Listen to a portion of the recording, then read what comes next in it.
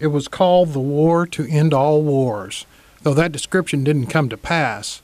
America fought often in the century after World War I. During those conflicts, young people answered the call even from the smallest of towns.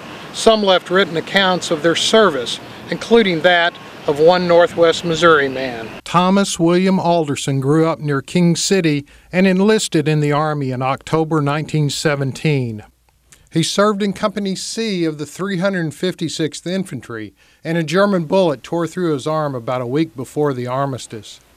Alderson lived in St. Joseph in the years after the war, and his wife held onto a shoebox of letters that described his wartime experience. Betty Alderson, his daughter-in-law, believes they tell an interesting story. It was interesting to me that many of them, he was telling Mother of the crops that were growing, the agricultural things he was observing in France that were similar to what they had in the King City area and different from what he had been accustomed to.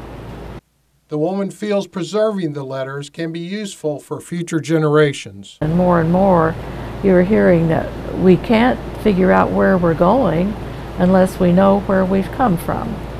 And I think there's a whole different mindset regarding preservation and archiving materials, and it's a family connection to know maybe a little bit more about where your parents were from, where your grandparents came from.